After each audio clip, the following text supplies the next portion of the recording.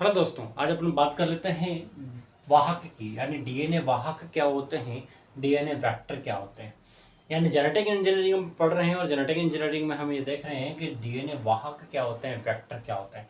तो उसी बात को समझ लेते हैं, वाहक या वेक्टर किसे कहते हैं। तो हम जानते हैं कि वाहक और वेक्टर का मूल काम क्या होता है। वो क्या करते हैं कि सूचनाओं को लाने ले जाने का कार्य करते हैं। वाहक का मतलब सूचनाओं को ले जा रहा है, तो किसकी सूचना है, डीएनए की। तो हम जानते हैं कि हमारे पास क्या है, ये बैक्टीरियल कोशिका है, यानी ये एक बैक्टीरिया है। और इस बैक्टीरिया के अंदर इसका एक तो पाया जाता है खुद का डीएनए, जिसे अपन कहते हैं केंद्रक डीएनए, केंद्रक डीएनए या फिर साइटोप्लाज्म डीएनए। और एक होता है प्लाज्मिड डीएनए। एक दूसरा डीएनए होता है प्लाज्मिड डीएनए।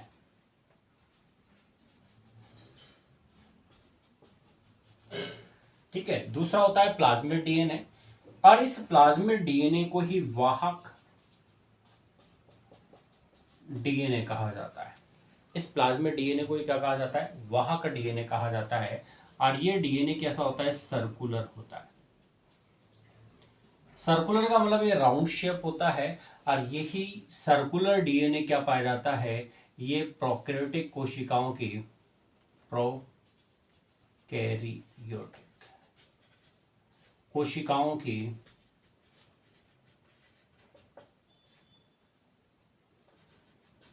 विशेषता माना जाता है।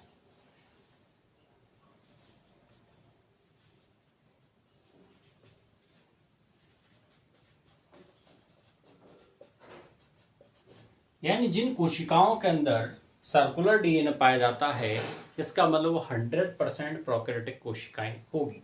क्योंकि यूकैरियोटिक कोशिकाओं में हमेशा ही डीएनए कैसा पाया जाता है, लीनियर फॉर्म में पाया जाता है, लंबाई में पाया जाता है। यानी यूकैरियोटिक कोशिकाओं का डीएनए हमेशा इस तरह से पाया जाता है, जैसे एडेनिन है, guanine, cytosine, cytosine, thymine, adenine, guanine, cytosine. तो इसकी जो दूसरी पेयरिंग होगी वो एडेनिन के सामने हमेशा थायमिन आता है, जो एडेनिन के सामने हमेशा साइटोसिन, फिर guanine, guanine, adenine, thymine, guanine. ठीक है, इस तरह से पेयरिंग होती है डीएनए के अंदर त्रिबॉन्डिन में। ग्वानिन साइटोसिन के मध्य हमेशा ट्रिपल बॉन्ड होगा, एडेनिन थायमिन के बीच में हमेशा डबल बॉन्ड होगा। तो इस तरह से किसी भी डीएनए का क्या होता है, निर्माण होता है। इस तरह से किसी भी डीएनए का निर्माण होता है। तो ये जो यूकैरियोटिक कोशिकाओं में डीएनए पाया जाता है वो भैया लीनियर पाया जाता है, लंबाई में पाया जाता है। जबकि प्रोकैरियोटिक कोशिकाओं में हमेशा डीएनए जो पाया जाता है वो राउंड शेप पाया जाता है, इस तरह से गोलाई में पाया जाता है।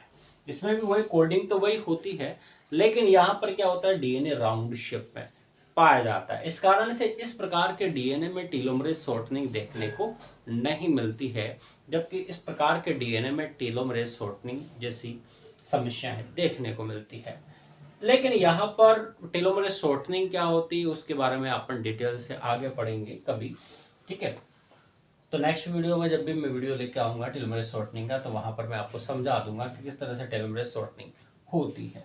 तो इन दोनों डीएनए में अंतर है। ये क्या होता है, सर्कुलर डीएनए है और ये लीनियर डीएनए है। और सर्कुलर डीएनए बैक्टीरियाओं की, ठीक है, जो प्रोकैरियोटिक कोशिकाएं होती हैं उनकी विशेषता माना जाता है। और इसी को हम वाहक कहते हैं, वाहक डीएनए, जिसे प्लाज्मिड डीएनए के नाम से जाना जाता है। अब डिटेल से धीरे धीरे करके पढ़ लेते हैं कि भाई प्लाज्मिड डीएनए होता क्या है।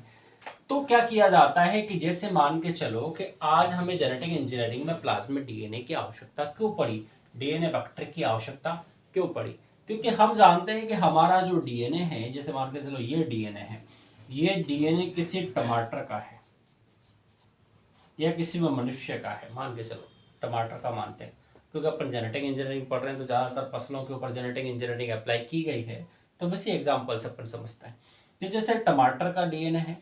अब टमाटर के डीएनए में क्या है कि कुछ कोडिंग ऐसी है कि इस कोडिंग की वजह से टमाटर का जो बाह्य आवरण है वो क्या रह रहा है, पतला। ये डीएनए में कोई कोडिंग है जिसकी वजह से टमाटर का जो बाह्य आवरण है वो क्या हो गया, पतला हो गया। और टमाटर का अगर बाह्य आवरण अगर वहां पर पतला हो जाएगा तो कहीं ना कहीं टमाटर क्या हो जाएगा, जल्दी खराब हो जाएगा। और अगर जल्दी खराब हो जाएगा तो मैं चाहता हूँ कि इस टमाटर की जो पतली परत है इसको मैं क्या कर दूं, थोड़ा सा मोटा कर दूं, थिक कर दूं, जिससे क्या है ये ज़्यादा लंबे समय तक टिक पाए, ज़्यादा खराब ना हो पाए। क्योंकि बेचारे उस किसान के सामने ये समस्या है कि उसके टमाटर स्वाद में अच्छे हैं, प्रोडक्शन उसका बहुत अच्छा है, लेकिन वह टमाटर पकने के बाद में 2 या 3 दिन से ज़्यादा टिक नहीं पाते। यानी 2-3 दिन में ही वह टमाटर क्या हो जाते हैं, खराब हो जाते हैं। और अगर 2-3 दिन में अगर वह टमाटर खराब हो जाते हैं तो इसका मतलब ये है कि उसका प्रोडक्शन भी अच्छा हुआ, उसकी क्वालिटी भी अच्छी है, लेकिन 2-3 दिन बाद में वो टमाटरों को उसको फेंकना पड़ेगा। और अगर 2-3 दिन में अगर उसको मुनाफा नहीं मिला तो उसको उसी भाव में उसको मार्केट में बेचना पड़ेगा, और बेचना पड़ेगा तो उसके नुकसान होगा। तो इसी नुकसान को कम करने के लिए जेनेटिक इंजीनियरिंग काम में ली जाती है। तो फिर हम क्या करेंगे, प्रैक्टिकल एग्जाम्पल के थ्रू बता रहा हूँ आपको। तो जैसे इस कोडिंग को यहाँ पर क्या है, ये टमाटर की डीएनए है या टमाटर का आरएनए है, और इसमें कोडिंग है, जिस कोडिंग की वजह से क्या है, टमाटर का बाहरी आवरण पतला हो रहा है। तो हम क्या करेंगे कि भैया यहाँ पर क्या करेंगे, रेस्ट्रिक्शन न्यूक्लियस एंजाइम को लाएंगे। ठीक है, कौन से एंजाइम को, जो मैं पहले पढ़ा चुका हूँ पिछले वीडियो में। अगर आपने नहीं देखा हो तो पिछले वीडियो जाकर एक बार देखें, तब आपको पता चलेगा। ठीक है, तो यहां पर आएगा restriction nucleus enzyme.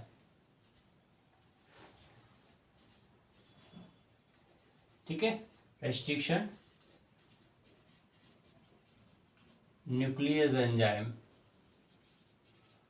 Restriction nucleus enzyme आएगा तो रेस्ट्रिक्शन न्यूक्लियस एंजाइम आकर यहाँ पर कौन सा एंजाइम काम लेंगे, एंडो रेस्ट्रिक्शन न्यूक्लियस एंजाइम आएगा, और इसको यहाँ से काट देगा। इस टुकड़े को हमने क्या कर दिया, काट कर अलग कर लिया। अब यहाँ पर कोई मनवांछित टुकड़ा, जैसे मान के चलो ये यहाँ पर एक टुकड़ा है मेरे पास दूसरे टमाटर का, जिसका यही टुकड़ा क्या है, ये जो कोडिंग है इसके अंदर, ये कोडिंग इसके टमाटर की बाह्य परत की मोटे के लिए जिम्मेदार है, मोटी परत के लिए, परत के लिए जिम्मेवार। अगर ये कोडिंग किसी मोटी परत के लिए जिम्मेवार है, ये पतली परत है, तो इसको यहां से क्या करेंगे, काट कर इस डीएनए से हम हटा देंगे, यानी इस परत को काट कर डीएनए से निकाल देंगे। अब ये जो मोटी परत वाला डीएनए है, इस मोटी परत वाले डीएनए को पहले तो क्या कराएंगे, इसका गुणन कराएंगे। तो कहीं ना कहीं इसका वेक्टर के साथ हम ज्वाइंट कराएंगे, क्योंकि ये लक्षण मुझे ज्यादा मात्रा में चाहिए। इस कारण से मैं क्या कराऊंगा कि इस वाले जो मोटी परत वाला जो डीएनए है, इस डीएनए को मैं वेक्टर के साथ क्या करा दूंगा, अटैच करा दूंगा। तो मेरे पास इसी को मैं यहाँ करके दिखाता हूँ, इसको मैंने यहाँ जोड़ा, तो मेरे पास ये डीएनए है। अब इसमें अगर मैं कोई मनवांछित डीएनए, यानी कोई मनवांछित लक्षण, जरूरी नहीं है वही लक्षण हो, कोई भी मनवांछित लक्षण अगर मुझे प्राप्त करना है, तो उस लक्षण को मैं इस डीएनए के साथ, जो सर्कुलर डीएनए है, इस डीएनए के साथ उस लक्षण को क्या कर दूंगा, ज्वाइंट करा दूंगा, जोड़ दूंगा। यानी इस डीएनए के साथ मैंने क्या कर दिया, ये मनवांछित लक्षण को यहां पर अटैच कर दिया, जोड़ दिया। अब जब मनवांछित लक्षण अगर अटैच हो जाता है, जुड़ जाता है, तो इसका मतलब आप समझ सकते हैं कि यहाँ पर जो ये मनवांछित लक्षण इसके अंदर आया, ठीक है, यहाँ पर जो ये है, ये कैसा लक्षण है, ये बाहर का डीएनए है, यानी वांछित डीएनए, वांछित डीएनए। और ये डीएनए किसका है, ये तो प्लाज्मिड डीएनए है, ये तो प्लाज्मिड डीएनए है, ये वांछित डीएनए है, और ये दूसरा कौन सा है, प्लाज्मिड डीएनए। समझ में आई बात। तो इसका मतलब क्या होगा, इसका मतलब ये है कि बैक्टीरिया इसका क्या है, विरोध नहीं करेगा। विरोध इसलिए नहीं करेगा क्योंकि उसको मतलब नहीं है कि इसका विरोध मैं करूं। तो ये अपना समझ कर इस डीएनए, वांछित डीएनए को भी, बाहरी डीएनए को भी अपना समझ कर इसकी क्या करेगा, प्रतिकृति बनाएगा। यानी लगातार बैक्टीरिया में, ये बैक्टीरिया है, इस बैक्टीरिया के अंदर लगातार क्या होगा, लगातार विभाजन होगा। और विभाजन होगा तो कहीं न कहीं ये जो प्लाज्मिड डीएनए है, ये भी क्या करेगा, ये भी विभाजित होगा। और विभाजित होगा तो इस प्लाज्मिड डीएनए के बहुत सारी जेरोक्स बन जाएगी। और बहुत सारी जब प्रतिकृति बनती है यानी जेरोक्स बनेगी, तो इसका मतलब ये है कि हमें इस वांछित डीएनए, मन वांछित डीएनए की बहुत सारी जेरोक्स मिल जाएगी। और इसी काम ये वेक्टर आता है, यानी डीएनए वेक्टर का काम यही है कि हमें क्या होता है, वांछित डीएनए की बहुत सारी जेरोक्स जब बनाने की आवश्यकता होती है तब हम डीएनए वाहक का काम में लेते हैं, यानी इस वेक्टर को काम में लेते हैं। बहुत सारी जेरोक्स हमें यहाँ पर मिल जाती है और मिलने के बाद में फिर उस प्रत्येक बैक्टीरिया से उस वांछित डीएनए को क्या कर लिया जाता है, पृथक कर लिया जाता है। और पृथक करने के बाद में अपने पास जैसे मनवांछित डीएनए की मुझे बहुत सारी प्रतिकृतियां मिली यानी जेरोक्स मिली, तो ऑटोमेटिक इस डीएनए को मैं यहाँ से रिमूव करूंगा, वांछित डीएनए को, क्योंकि मुझे क्या बनानी थी, जेरोक्स करनी थी। ओरिजिनल तो मेरे पास सिंगल एक ही थी। अब उस एक से तो क्या मैं पूरी प्रजाति में कोई बदलाव तो नहीं कर सकता। जैसे मुझे किसी एक प्रजाति में बदलाव करना है तो ऐसा थोड़ी है कि सारी की सारी प्रजाति को उठा उठा के माइक्रोस्कोप के नीचे ला ला के बदलाव करूं। जैसे किसी फसल में मुझे बदलाव करना है, जैसे गेहूं की फसल में मुझे बदलाव करना है, तो ऐसा थोड़ी कि मैं क्विंटल के क्विंटल गेहूं ला ला कर उसको माइक्रोस्कोप के नीचे लाकर स्टडी करूं, उसको बारे में उन सभी में मैं जीन परिवर्तन कराऊं या डीएनए स्ट्रक्चर में परिवर्तन लाऊं, हो ही नहीं सकता। तो मैं क्या करूंगा, पर्टिकुलर किसी एक या दो सीड को मैं उठाऊंगा, उनको लाकर मैं माइक्रोस्कोप के नीचे रखूंगा, उनमें से डीएनए पृथक्करण कराऊंगा, डीएनए आरएनए निकाल लूंगा, निकालने के बाद उसकी कोडिंग को आइडेंटिफाई करूंगा। कोडिंग में देखूंगा कि कौन सी कोडिंग क्या कर रही है उसके लिए, यानी किसी भी लक्षण के लिए जिम्मेदार है। जिस लक्षण को मुझे परिवर्तित करना है उसकी कोडिंग के बारे में मुझे पहले से अनुभव होना चाहिए, पता होना चाहिए कि इस कोडिंग को ही मैं चेंज करूं तो ये लक्षण परिवर्तित हो जाएगा। अब मुझे पता है कि भैया ये कोडिंग है, ठीक है, जैसे मान लो कोई कोडिंग है, जैसे ये कोडिंग है, तो ये क्या कर रही है, उसकी मोटाई के लिए जिम्मेदार है या फिर नहीं है। अगर जिम्मेदार है तो फिर उस कोडिंग को वहां से मैं निकालूंगा और निकालने के बाद मैं मनवांछित तरीके से मैं उसको बैक्टीरियाओं के डीएनए में, प्लाज्मिड डीएनए में शिफ्ट करूंगा और प्लाज्मिड डीएनए के जरिए मैं उस कोडिंग की जेरोक्स निकलवा लूंगा। ठीक है, यानी ये सबसे अच्छी नेचुरल मशीन है जेरोक्स की, बैक्टीरिया, क्योंकि बैक्टीरियाओं के बराबर जेरोक्स कोई कर ही नहीं सकता। ठीक है, तो ये क्या करती है, वांछित डीएनए की हमें क्या है, पहले तो सिंगल डीएनए था, अब छोटा सा था, अब उसको किस किस सीड में आप डालोगे और किस किस सीड में आप परिवर्तन कराओगे, तो हमें क्या करना चाहिए, एक बहुत सारी संख्या में उसकी जेरोक्स चाहिए। अब उस जेरोक्स को करने के लिए प्लाज्मिड यानी प्लाज्मिड डीएनए का यानी वेक्टर डीएनए का काम में लिया जाता है। और इसकी जेरोक्स जब बन जाती है एक अच्छी खासी तादाद में, जब इसकी जेरोक्स तैयार हो जाती है तो यहाँ से वांछित डीएनए को निकाल लिया जाता है। और वांछित डीएनए को निकालने के बाद में फिर उसे अपनी मूल स्थान पर, जहाँ पर जिस सीड के अंदर, जिस बीज के अंदर हमें परिवर्तन लाना है, उस बीज में उसको ट्रांसफर कर दिया जाता है, जिस कारण से उसके लक्षणों में परिवर्तन आ जाता है। जब उस ट्रांसजेनिक बीज को जब बोया जाता है तो वहां पर उसके पादपों में जो लक्षण हम चाहते थे वह लक्षण हमें प्राप्त हो जाते हैं। इसी कारण उन्हें ट्रांसजेनिक पादप कहा जाता है।